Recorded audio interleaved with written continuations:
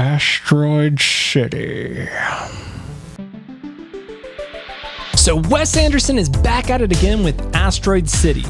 Wes Anderson does not play by conventional rules with his films, and this one is no different. If you are looking for something fast-paced and energetic, this film is likely not for you. However, if you like an eclectic cast, quirky humor, and an eccentric story, you will likely enjoy this absurdist romp into a stage play set in 1955 in Asteroid City. You're not here. We're not there. The car exploded.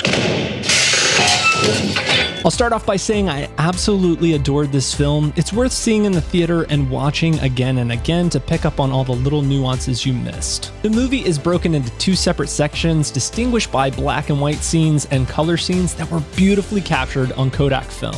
The film is narrated in crispy black and white by Bryan CRANSTON, and it's reminiscent of old TV shows like Twilight Zone. Cranston is narrating a documentary about a playwright who has written the play Asteroid City. It can be slightly confusing if you don't understand that concept. The black and white sections act as a behind the scenes of a stage play called Asteroid City with a screenwriter played by Edward Norton. Norton's character discusses some of the finer points of the play with his lead character played by Jason Schwartzman, who has become synonymous with Wes Anderson outings. These black and white sequences serve to tell us what the play Asteroid City is going to be about. However, the bulk of the movie takes place in color with a delicious orange and teal palette that is super soft and subdued. I myself am a photographer, and the way this movie was shot is super interesting to me. You could take a frame from any single scene and put it up on your wall as a portrait. With the way that Anderson seamlessly paints through simplicity of a static shot with a character in a window slightly offset from the center of the frame, it's magnificent.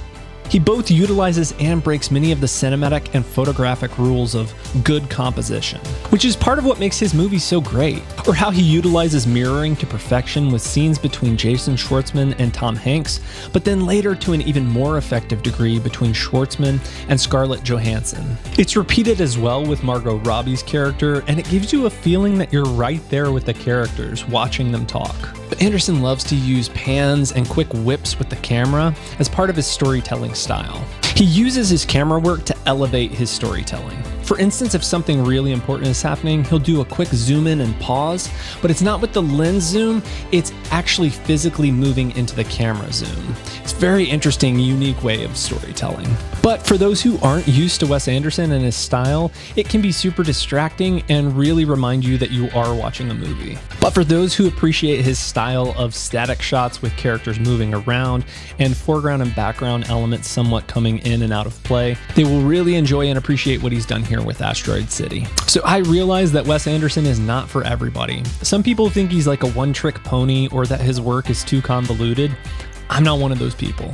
I kind of think he's a genius. I absolutely love that he has his own unique way of storytelling, his own unique voice. The movie does get a little heady towards the end, and there was a specific black and white sequence that I just didn't understand, but might be able to decipher on subsequent viewings. You can't wake up if you don't fall asleep.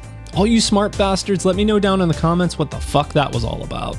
Asteroid City has some of the quirkiest humor I have seen in a while. One of my absolute favorite running jokes, which I won't spoil for you, is the "Do You Dare Me" kid. His name is Clifford, so be on the lookout for him. I'll leave it at that, but for whatever reason, every time he would ask, "Do you dare me to fill in the blank?" I would absolutely lose my shit. I think it might be because I see part of myself in that kid. This movie has all the absurdity you've come to expect from Wes Anderson films. Things like real estate vending machines, a random in-class musical performance, Jeffrey Wright having a fun, whimsical musical speech to introduce his character. It's these goofy quirks that bring out the inner dork in all of us and make us feel like we are part of a larger collective of fallible, weird human beings. One thing I really loved and appreciated about this movie was its use of silence and the dialogue without the need for a background score. Don't get me wrong, I love a good John Williams cue, but with this minimalistic style of filmmaking, the movie is roughly 85% no music. So when the music actually does hit, it has all the more impact. It's got this cute little musical number that hits, this little dinka dinka dinka dinka dinka dinka.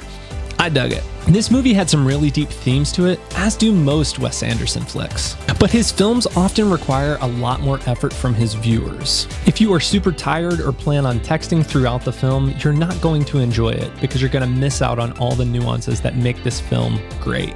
A theme that resounds through almost every Wes Anderson movie is to have your own voice, to be your own unique person. It's never overtly stated in any of his movies, but rather in how he presents the characters and how the film is shot. So many directors and movies nowadays rely on big explosions, heavy visual effects, and an oversaturated color palette. Anderson often goes in the opposite direction, bringing much more subtlety to his work and inviting his actors, his characters, and the audience to do the same. The mere act of watching this film just made me feel more creative. It expanded my idea of what a movie is, how a scene should be, and how a film should be structured. I love how Anderson just kind of takes the rule book and throws it out the window, but not before meticulously looking over it and understanding what the rules are. So Asteroid City doesn't have a villain or a clear antagonist. It doesn't really even have a major conflict. It's a simple story. Keep telling the story. And it doesn't necessarily need a fancy plot or someone in need of saving. It's more of a character piece that tells us some of the deep truths about ourselves. Are we all doomed?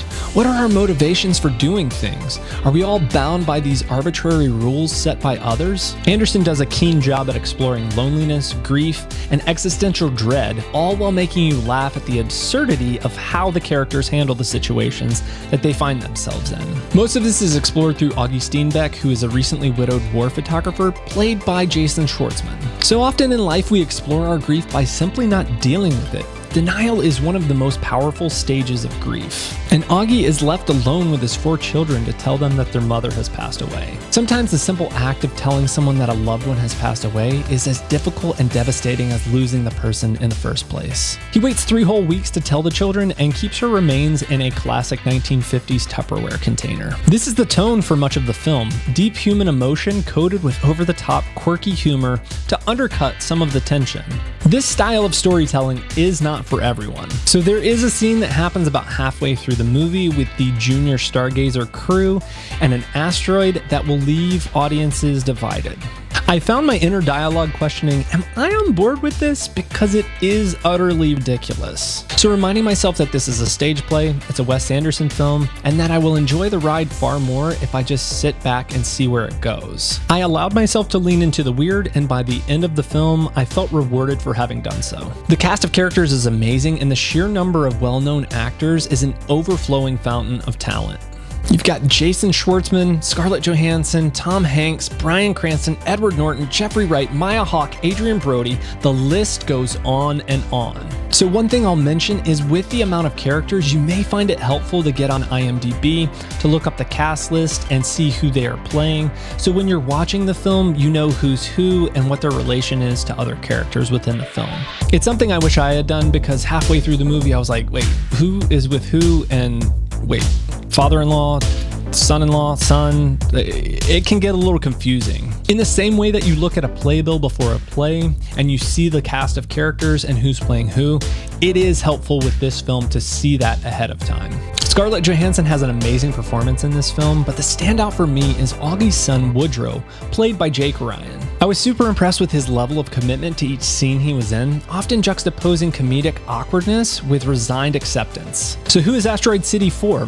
Wes Anderson films are often very polarizing. Most people either love them or hate them, with little variation in between.